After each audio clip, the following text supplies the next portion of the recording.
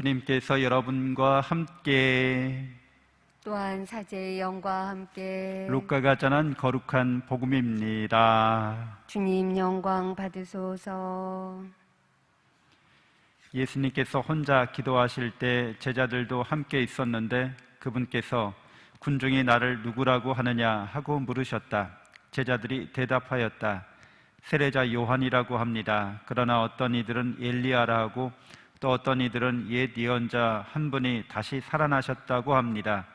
예수님께서 다시 그러면 너희는 나를 누구라고 하느냐 하시자 베드로가 하느님의 그리스도이십니다 하고 대답하였다. 그러자 예수님께서는 제자들에게 그것을 아무에게도 말하지 말라고 엄중하게 분부하셨다. 예수님께서는 이어서 사람의 아들은 반드시 많은 고난을 겪고 원로들과 수석사제들과 율법학자들에게 대척을 받아 죽임을 당하였다가 사흘 만에 되살아나야 한다 하고 이르셨다. 주님의 말씀입니다. 그리스도님 찬미합니다. 참 예수님, 참 예수님 하나님의 복동이 사랑합니다. 사랑합니다.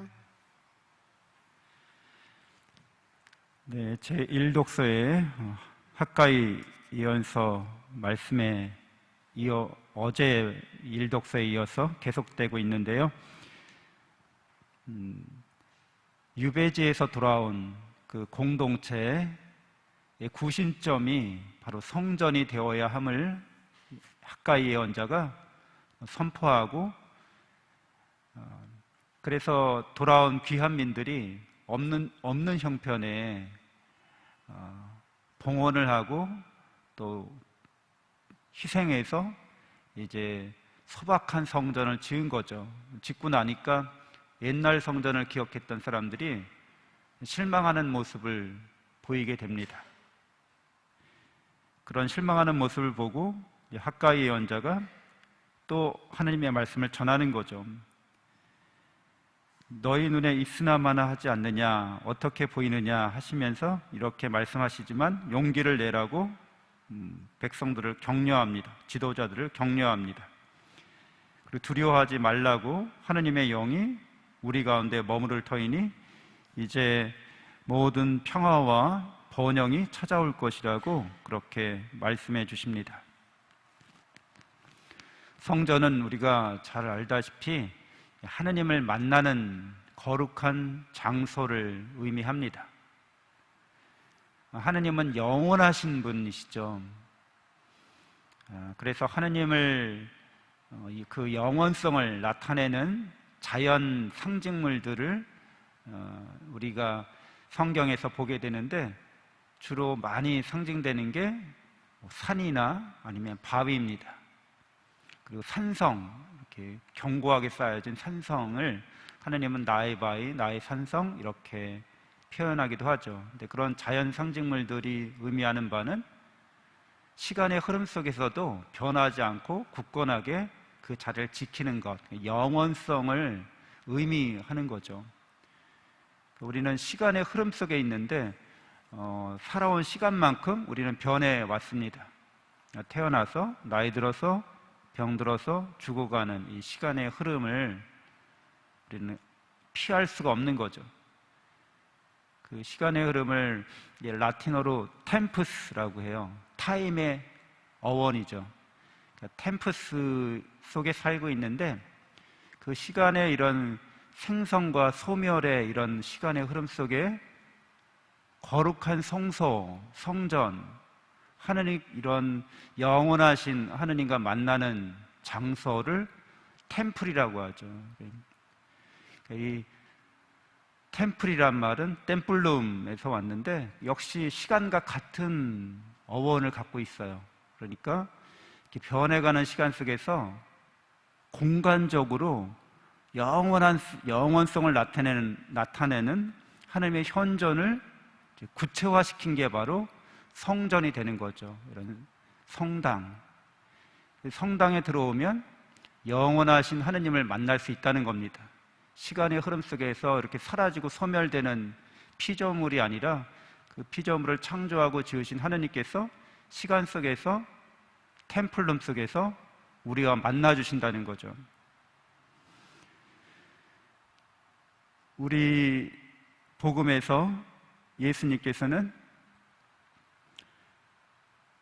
당신이 누구냐고 이렇게 질문을 던지시는데, 우리는 신앙 고백으로 예수님이 누구라고 베드로를 따라서 같이 고백하고 있죠.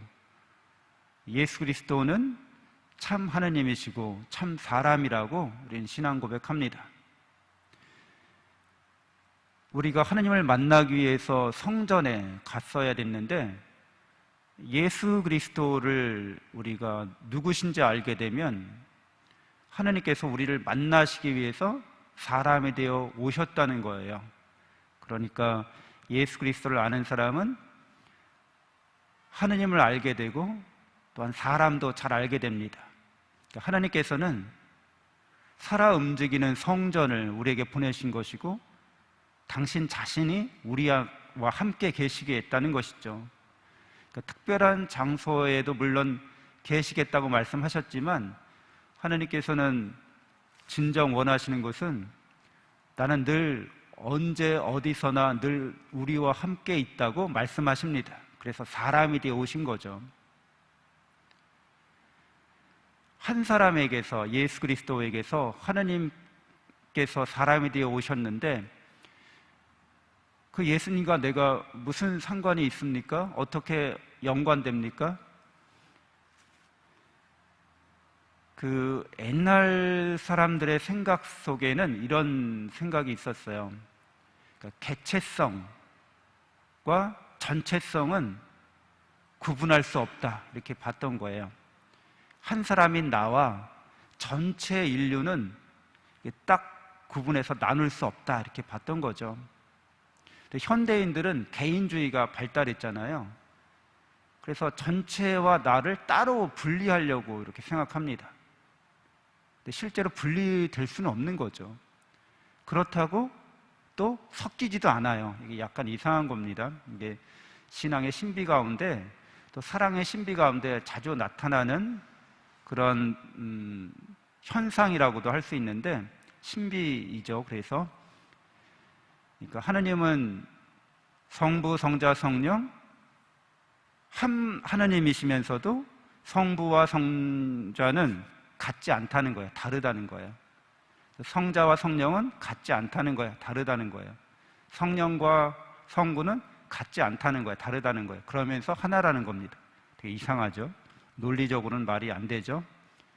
그러나 사랑에 있어서는 이게 진리고 진실입니다. 그래서 남편과 아내가 서로 하나가 됩니다.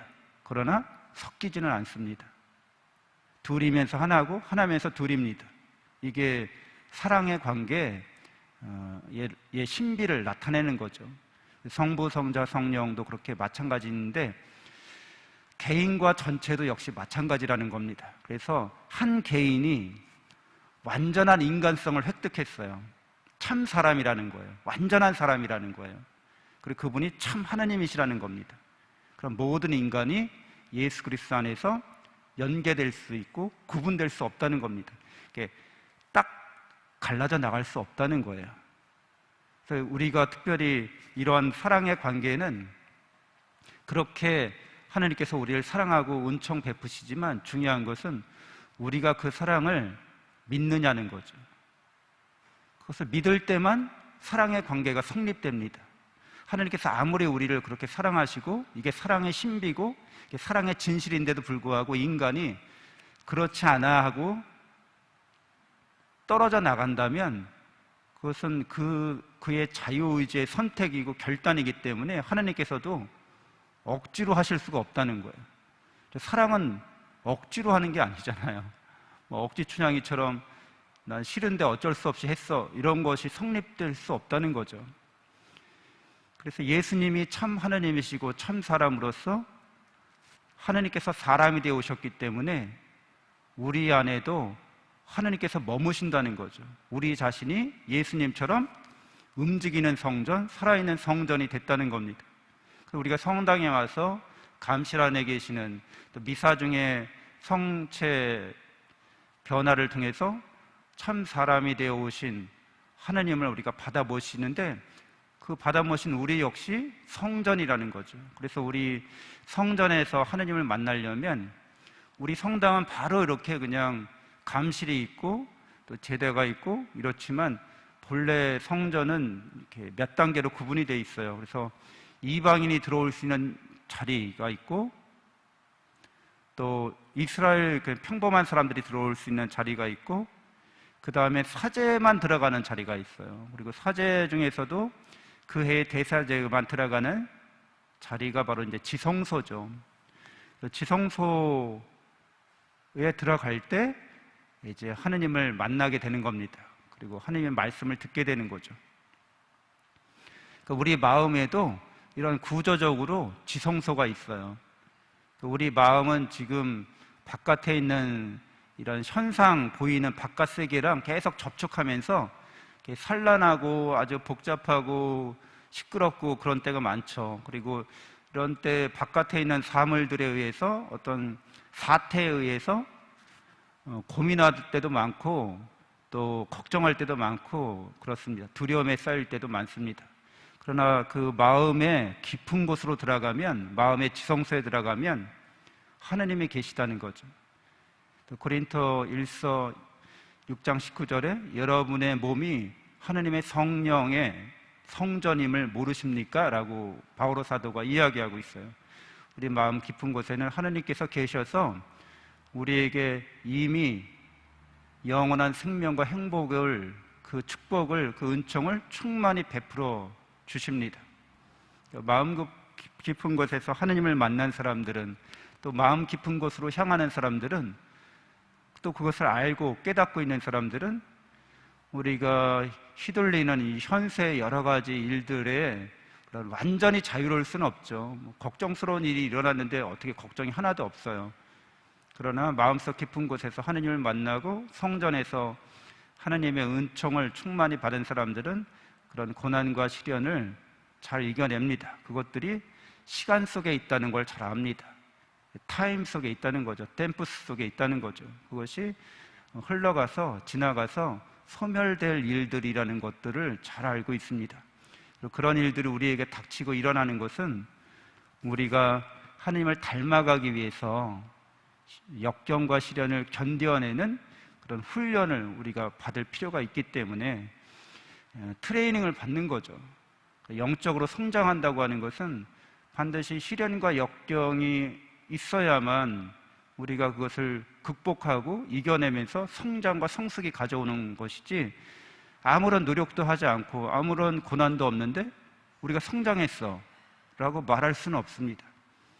하나님의 사랑과 은총이 우리에게 충만하다는 것을 믿으시고, 또 그렇게 하나님의 그런 사랑을 확신하시면서 현세를 하나님의 뜻에 따라서 잘 극복하고 지혜롭게 살아갈 수 있어야겠습니다. 잠시 묵상하시겠습니다.